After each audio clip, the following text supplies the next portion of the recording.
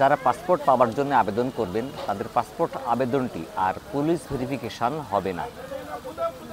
যদি আপনারা অনলাইন জন্মসনদ কিংবা এনআইডি কার্ড দিয়ে পাসপোর্ট পাওয়ার জন্য আবেদন করেন তাহলে স্বাভাবিক প্রক্রিয়ায় কিন্তু এই আবেদনটা পুলিশ ভেরিফিকেশন হয়। বর্তমান ঠিকানা, স্থায়ী ঠিকানার অনুকূলে পুলিশ গিয়ে যাচাই বাছাই করে।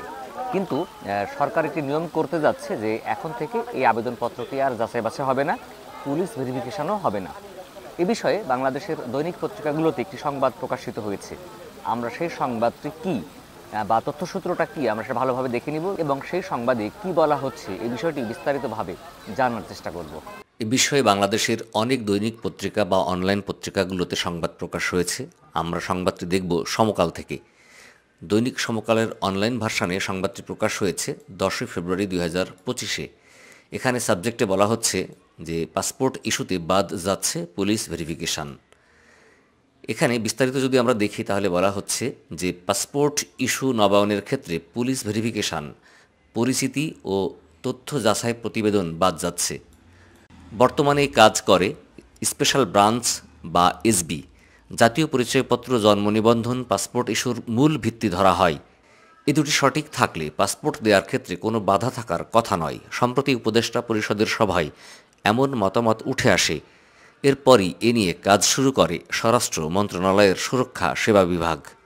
এ বিভাগ সূত্রে জানা গেছে, পুলিশ প্রতিবেদন অপেক্ষায় এই মুহূর্তে সারা দেশে 16,000 পাসপোর্ট ইস্যু ঝুলে আছে। প্রতিবেদন পেতে অনেক দীর্ঘ সময় লেগে যায়, অথচ অনেকের অসুস্থতাজনিত চিকিৎসা বা অন্যান্য কাজে দ্রুত দেশের বাইরে যেতে জরুরি পাসপোর্ট করার প্রয়োজন হয়। তো এই বিষয়ে আরও বিস্তারিত বলা আছে, সবগুলো পড়ছি না, সময় বেশি লাগবে।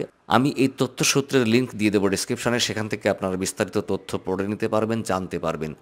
তবে মূল বিষয় হচ্ছে এই, যখন আমরা পাসপোর্টের জন্য আবেদন করি তখন কিন্তু এই পুলিশ ভেরিফিকেশন প্রক্রিয়াটা অনেক ঝামেলার হয়। অনেক সময় পুলিশরা অবৈধভাবে আবেদনকারীদের কাছ থেকে টাকা পয়সা নিয়ে থাকে, টাকা পয়সা না দিলে ভোগান্তি করে বা টাকা পয়সা পাবার জন্য ভোগান্তি করে থাকে, বিভিন্ন অপ্রয়োজনীয় ডকুমেন্টসে বসে। তো ফলে এই বিষয়টি উঠে যাওয়াটাই উচিত আমিও মনে করি, এবং আমি সর্বোত্তভাবে সমর্থন করি যে পাসপোর্ট করতে কোনো পুলিশ ভেরিফিকেশন থাকা উচিত নয়। তো আশা করি এটা অতি দ্রুতই বাস্তবায়ন হবে এবং বাংলাদেশের নাগরিক এই বিষয়ে উপকৃত হবে এবং একটা ভোগান্তি থেকে তারা মুক্তি পাবে।